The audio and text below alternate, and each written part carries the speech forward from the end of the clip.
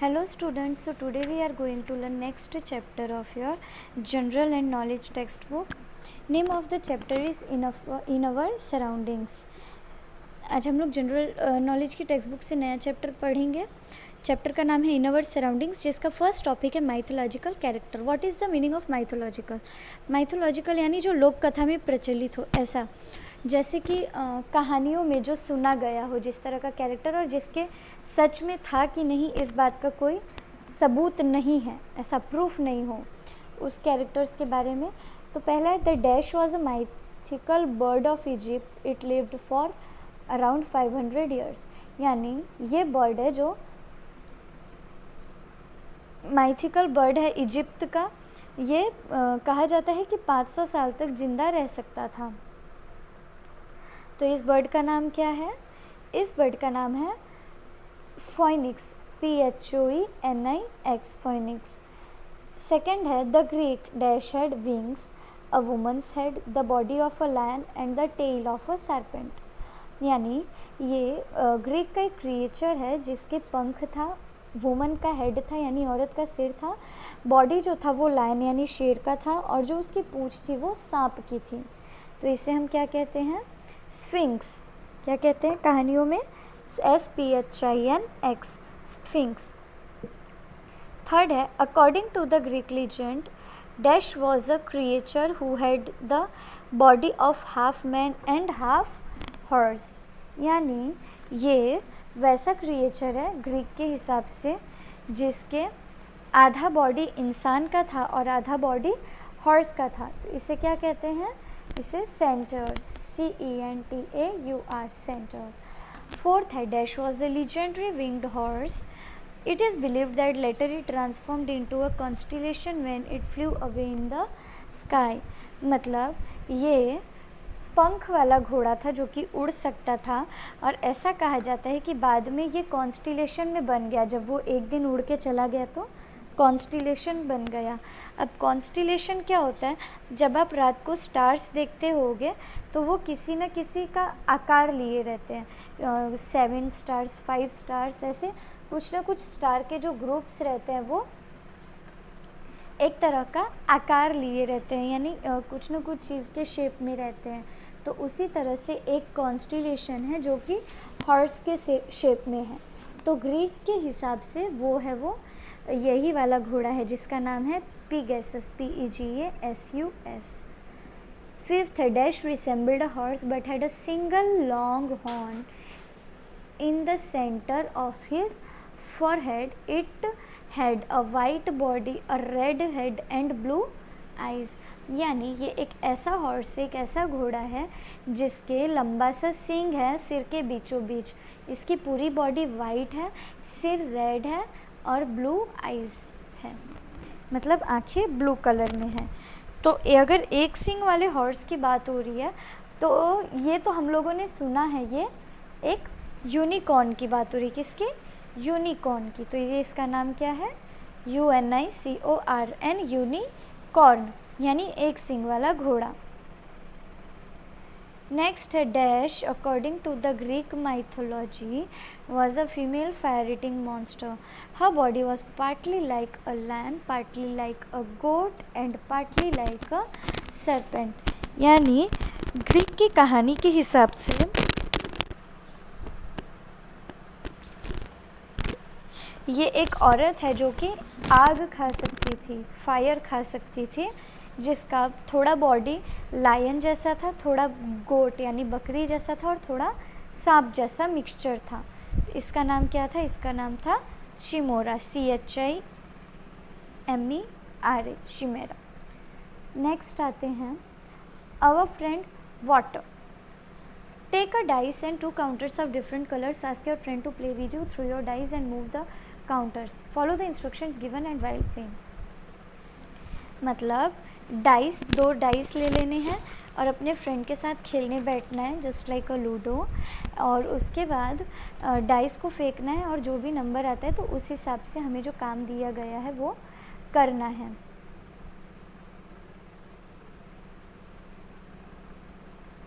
Start करेंगे, 1 से start होगा. ओके.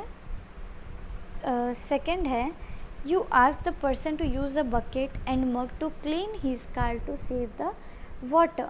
यानी वो आदमी जो कार को धो रहा है पानी से, वो उससे जाके कहना है कि वो बकेट का पानी ले और उसमें मग रखे और उससे कार वॉश करे। तो इससे क्या होगा, इससे पानी बचेगा। नेक्स्ट है, you asked your mom to wash fruits and vegetables in a bowl rather than under running water. यानी नल चालू करके जो आपकी मम्मी वेजिटेबल या फ्रूट्स को धोती हैं, तो उनसे कहना है कि किसी बाउल में ले ले, फिर उसमें पानी भर के उससे वॉश करे। तो ये भी क्या करेगा, ये वाटर सेव करेगा। तो ये एक तरह का गेम है, एक तरह का टास्क है, जो कि करने से आप पानी बचा रहे हो, खुद से भी और अपने आसपास के लोगों का भी। उसके बाद नेक्स्ट है, you ask the housemate to use broom and mop to clean the floor instead of using hose pipe. मतलब जो मेड है घर में, जो भी झाड़ू या पोछा कर रहे हैं, तो उनसे बोलना है कि झाड़ू और पोछा 2 बारी में कर लो, पाइप नल में लगा के फिर डायरेक्ट उससे धोना, इससे क्या होगा, पानी वेस्ट होगा। तो झाड़ू और पोछा कर लेना है।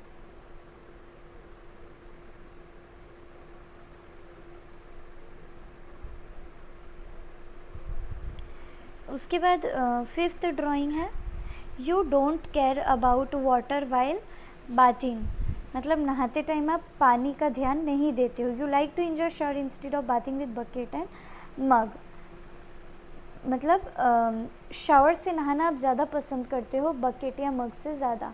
तो हमें बकेट या मग से नहाना चाहिए, जिससे कि ज़्यादा पानी हम वेस्ट ना करें।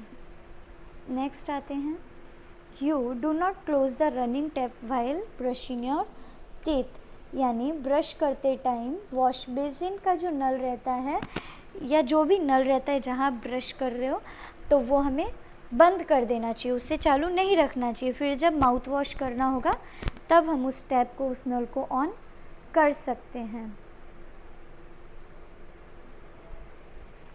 While applying soap in your hands, you keep the tap running and waste a lot of water. इसी तरह से जब आप सोप से हाथ धो रहे होते हो तो नल चालू रखते हो, जो कि हमें नहीं करना चाहिए। उस टाइम पे सोप जब हम अप्लाई करके अपना हाथ मल रहे हैं, तब तक के लिए हमें नल बंद कर देना चाहिए।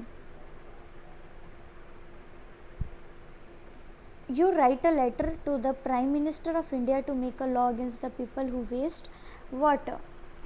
हमें प्राइम मिनिस्टर को एक लेटर लिखना चाहिए जिसमें कि वो एक कानून बनाए जिससे कि पानी वेस्ट ना हो। जो पानी वेस्ट करेगा उसे सज़ा मिलेगा। 18th है, you asked your mother not to use washing machine for washing clothes as it wastes a lot of water. यानी अपनी मम्मी से कहना है कि वॉशिंग मशीन में कपड़े नहीं धोने हैं क्योंकि वो पानी बहुत वेस्ट करता है। You told your father that this leakage will waste a lot of water if it is not repaired in time. अपने पापा से कहना है कि जो नल से पानी टपक रहा है उसे बनवाना होगा, वरना ये बहुत सारा पानी वेस्ट कर देगा। You ask the gardener not to water the plants during daytime because it evaporates soon. You ask him to water the plant early in the morning. अपने गार्डनर से, यानी जो माली हैं, जो गार्डन का ध्यान रखते हैं, उनसे कहना है कि पानी दिन में मत डालो प्लांट्स पे, क्योंकि वो तुरंत इवापोरेट हो जाता है, पानी सूख जाता है। उसकी जगह हमें क्या करना चाहिए, अर्ली मॉर्निंग यानी जब धूप नहीं रहता उस टाइम सुबह पेड़ों को पानी डालना चाहिए। तो वो पानी पूरा पेड़ के पास ही रहेगा, वो इवापोरेट नहीं होगा। अब नेक्स्ट आते हैं मूव टू वर्क, काम की तरफ। These vehicles help us to do different pieces of work. Name them with the help of the given clues and pictures. Choose your answer from the help kit. यानी हमें vehicles यानी गाड़ियों का photo दिया गया और उनके काम बताए गए हैं, जिससे कि हमें पहचानना है कि वो किस, उस गाड़ी का नाम क्या है, उस व्हीकल का नाम क्या है। Whenever there is a fire, the dash races to put it out. जब भी कहीं आग लगता है तो ये गाड़ी तुरंत वहाँ जाती है आग बुझाने के लिए. उस गाड़ी को हम क्या कहते हैं? फायर ब्रिगेड वाली गाड़ी है ना, उस गाड़ी का नाम है फायर टेंडर. सेकेंड है डैश कैरीज वाटर, यानी ये वाला जो ट्रक है इसमें पानी भरा रहता है तो इसे हम क्या बोलेंगे? A water tanker. थर्ड है this is use to push large quantities of soil sand etcetera during construction work. यानी जहाँ कंस्ट्रक्शन का काम हो रहा है वहाँ पे ये गाड़ी यूज़ होता है सॉइल या सैंड या जो भी चीज़ें हैं वहाँ पे उसे हटाने के लिए बहुत ज़्यादा अमाउंट में. इसे हम क्या कहते हैं? इसे हम बुलडोज़र कहते हैं. फोर्थ है this machine is mainly used for loading sand, यानी ये मशीन ज़्यादातर मिट्टी उठाने के लिए यूज़ होता है. इसे बोलेंगे हम loader, LOADER, loader. Fifth this vehicle is used by farmers to plough fields and carry grains. ये गाड़ी फार्मर्स यानी किसान ज़्यादा यूज़ करते हैं खेत को प्लॉ करने के लिए और ग्रेन्स यानी धान बोने के लिए. इसका नाम क्या है? इसका नाम है tractor. A dash is use to lift and lower materials. चीज़ें ऊपर की तरफ उठाने के लिए या नीचे उतारने के लिए ये यूज़ होता है. इसे हम क्या बोलते हैं? क्रेन. क्या बोलते हैं? Crane, CRANE, crane. यहाँ तक समझ में आया बच्चों? अब देखते हैं स्ट्रेंज ट्रांसपोर्ट. स्ट्रेंज ट्रांसपोर्ट क्या होता है? Some strange means of transport are used in different parts of the world. यानी कुछ जो स्ट्रेंज ट्रांसपोर्ट है वो वर्ल्ड में अलग अलग जगह पे अलग अलग इसमें यूज़ होते हैं. तो इसके बारे में हम आज जानेंगे. फर्स्ट है सोंगथेव. सोंगथेव is a pick-up truck used in Thailand, also called bent bus. It has two benches set in two rows, used as a shell taxi or a bus. ये थाईलैंड में ये गाड़ियाँ चलती हैं. ये पिकअप ट्रक है, इसको बेंट बस भी बोलते हैं. ये जैसे टैक्सी और बस होता है पब्लिक को यहाँ वहाँ ले जाने के लिए, उसी तरह से ये भी होता है जो छोटा सा ट्रक के जैसा होता है बट इसमें बैठने के लिए जगह रहता है. नेक्स्ट है ice angel boats operate of the coast of Wisconsin ground Apostle Island during the winter. A 2-mile ice highway forms for the Ice Angel boats to cross from Madeline Island to Wisconsin. Island boats हैं ये Wisconsin की तरफ जाने के लिए होते हैं ठंडी के टाइम पे. ये पानी जब बर्फ़ हो जाता है तो ये उस पे भी चल सकता है और ये एक तरह का बोट है. Found in Havana and Varadero the coco taxi is shaped like a hollowed out coconut. There are yellow taxis of tourists and black taxis for locals. यानी ये जो येलो कलर का है ये टैक्सी है जो बच्चे के खिलौने जैसा दिख रहा है. ये हवाना और वाराडेरो में मिलता है. इसे कोको टैक्सी बोलते हैं. क्यों? क्योंकि इसका शेप जो है वो कुछ कोकोनट जैसा है, टूटे हुए कोकोनट जैसे, इसलिए इसे कोको टैक्सी कहा जाता है. जो येलो कलर का होता है वो वहीं के लोकल लोगों के लिए होता है और ऐसा ही टैक्सी जो ब्लैक कलर में रहता है वो जो येलो रहता है वो टूरिस्ट के लिए रहता है और जो ब्लैक रहता है वो लोकल यानी वहीं के लोगों के लिए रहता है. अब नेक्स्ट है a funicular. A funicular is found in Turkey. It is a kind of inclined railway on which a tram moves up and down a hill using a cable.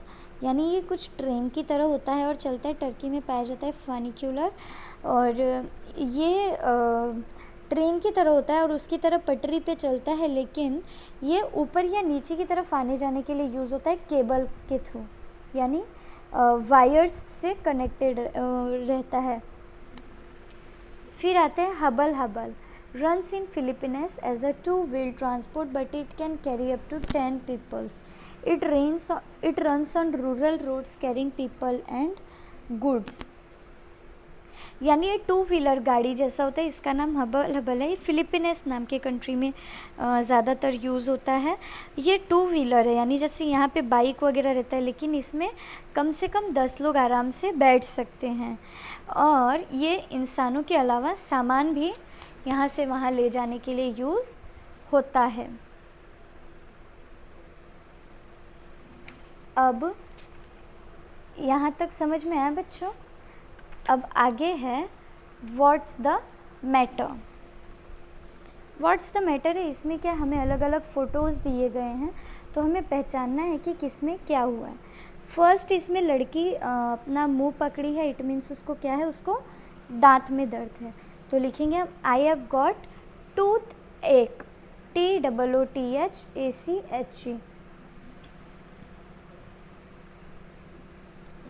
जिसका मतलब होता है दांत दर्द। सेकंड है, वो उस लड़के ने पेट पे हाथ रखा हुआ है अपना, इट मीन्स उसका पेट दर्द हो रहा है। तो क्या लिखेंगे पेट दर्द को? आई हैव गॉट स्टमक एक, स्टमक यानी पेट, एक यानी दर्द, स्टमक एक, ACHE, एक मतलब दर्द होता है। थर्ड है इसने कमर पे अपने हाथ रखा हुआ है, इट मीन्स उसका कमर दर्द हो रहा है।